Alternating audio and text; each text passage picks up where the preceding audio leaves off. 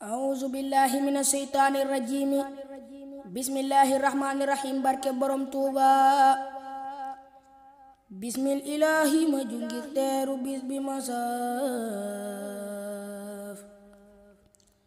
Bis ba yaayoo way ba jeex mooy màggalug Tuuba. Bismillahi ma jungir teeru bis bi ma saf. Bis ba yaayoo way ba jeex mooy màggalug Tuuba. Bismillahi na ngeen jug teeru bis bi nu saf. Bis ba yaayoo way ba jeex mooy màggalug Tuuba. Mooy bis bi tax tey ku ne def bis te defu la caw. Bis boo fi dégg dafay waajal màggalug Tuuba. Ndegam solos bis bi daf laa reer ci téere yi tey.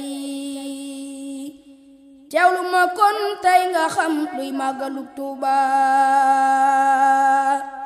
Mooy bis bi tax tey nga tal yor teela yar sa sikkin. Dinaan sawar nga ak di dingat góor ya jëm Tuuba.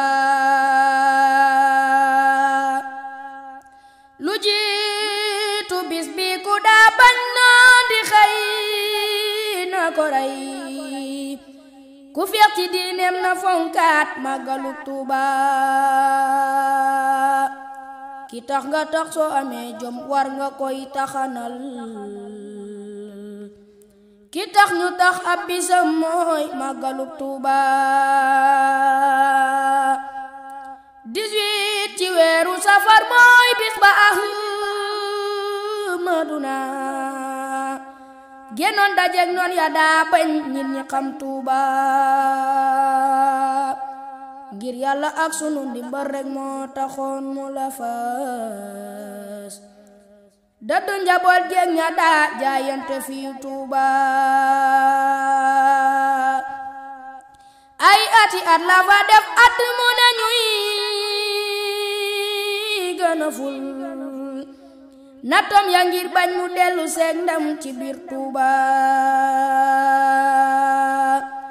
Moom rek a dem dellu si moslaawul tasalitu nii. Tey way di wax lam daa wax bam jugul Tuuba.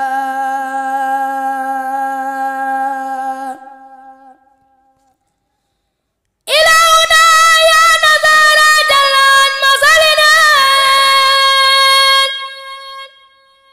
Tuubu lahu wa taraku tasisa dem Tuuba. Moo bari ndam te damawul leen Yàlla la gis. Déglul ma wax bam ñëwee lum sant waa Tuuba.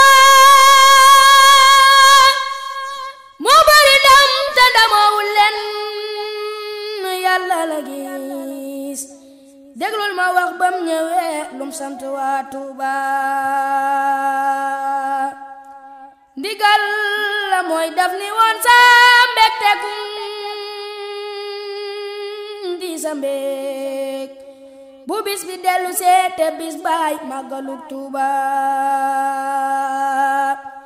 Nang ma ci santale waat bur Yàlla kon lu ma am. Situ ki beeg bokku koog yow cey borom Tuuba. Ku am ginaar wala xar ba nag ba jàppu gileem. Bum naw te bum xeeb na dundal màggalug Tuuba. Ku am ginaar wala xar ba nag ba jàppu gileem. Bum naw te bum xeeb na dundal màggalug Tuuba.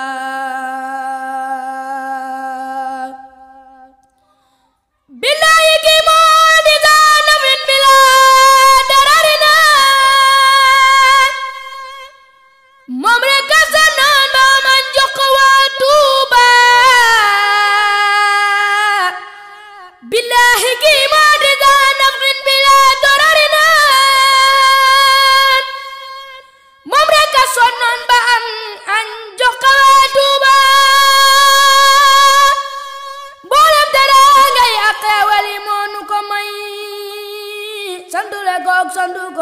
kon ila Tuuba